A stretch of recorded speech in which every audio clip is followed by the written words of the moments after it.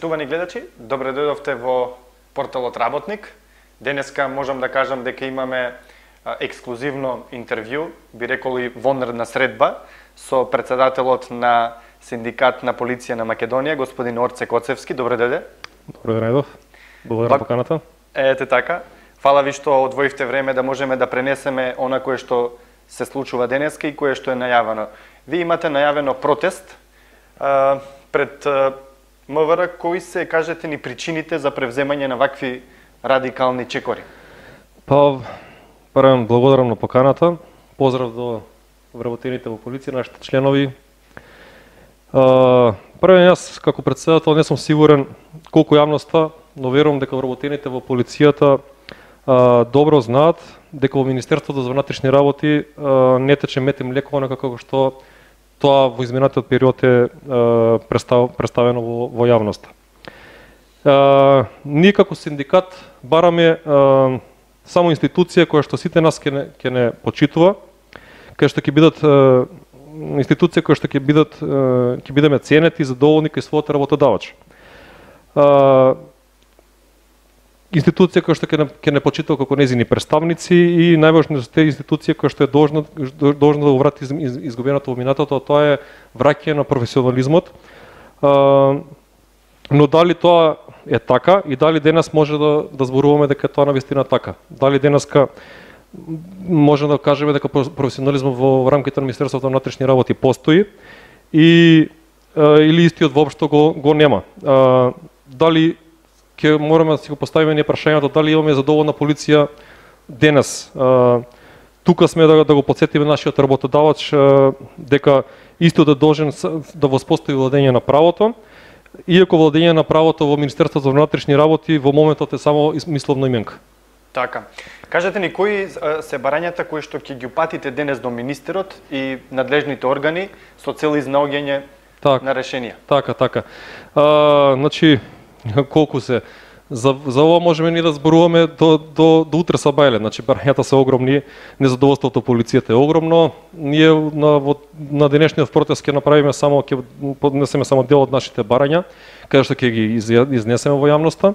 На прво место, еден од најосновната работа е тендер за сите видови на униформа во полицијата. Значи срамота е веќе неколку зими поред дел од вработените, ја секогаш го кажам, 3 до 3.500 млади полицајци, млади колеги додат со летни јакнички на минусни температури.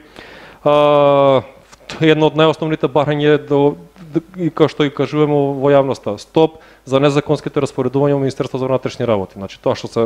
Значи имаме фрампантно кршење на колективниот договор, на законот за работни односи, за закон за внатрешни работи, значи стоп за сите незаконски распоредувања.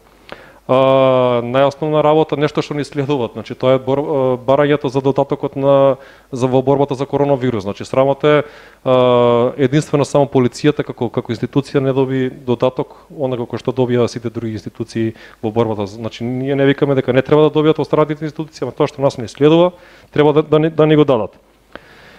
За потсетување на јавноста, вработените тоа го знаат, значи имаме ние колективен договор што веќе 3,5 години е истечен. Значи време е веќе конечно да се обнови, да се донесе нов колективен договор со тоа што ќе добиеме подобри услови и права за работа и ќе кажеме дека ќе внесеме одредби каде што конечно ќе ги стопираме сите тие одредби каде што моментално ги правната служба ги прави и со тоа ќе го сопреме незаконските распоредувања во рамките на организацијските единици. Едно од нештото што се бори синдикатот на полицијата е враќање на професионалците на чело на МВР. Значи доста е веќе со раководители кои што веќе си живуваат секојдневно со нивните подредени, значи бараме исклучиво враќање на професионалците на чело на МВР, подобри услови и права за подобар живот. Исто така измена во законските одредби во кривичниот законник и во законот за кривична постапка, каде што нападот на полицијскиот службеник мора експресно да биде доведен пред лицето на правдата и експресно да бидат осудени сторителите, со тоа што веќе лицето и храброста и самодовербата на полицијскиот службеник на некој начин ќе ја вратиме. Стоп за пресметка на синдикалните представници на Синдикатната полиција Македонија, нешто што однадна не е познато, значи веќе и повеќе од синдикалните представници во Синдикатна полиција Македонија се незаконски распоредени, значи веќе не знам како тоа е веќе надвор од смислата веќе на функционирањето на синдикатот, така да Исто така барање за зголемување на платите. Значи вие знаете дека единствено само полицијата немаше во ланското зголемување на предвидено средства за буџетот, сите институции добија, полицијата беше изоставена. Само да знаете и за јавноста да знаат колегите, тоа веќе добро го познаваат, значи основната плата на полицајецот е еднаква на малце над просекот на основниот просек на платата, мислам на минималната плата во Република Македонија. Исто така, една од последните барања века моментално што ми текнува е одблокирањето на членарината на Синдикат на полиција Македонија, затоа што овој пример е единствениот во државата каде што работодавецот не се согласува, односно блокира членари на синдикат, односно со тоа се укинува нормалното функционирање на синдикатот. Така. Да, тоа е. Дали може да ни кажете што би превземале доколку надлежните не превземат никакво решение на овие ваши барања, никакви решенија доколку не превземат? Па не е наше да цениме дали работодавачот ќе преземе мерки или нема да преземе воопшто ништо, значи тоа он таа работа си ја знае. Едно треба да нас да ни стане јасно дека после денешниот протест, значи за нас ќе разберат веќе сите во Република Македонија.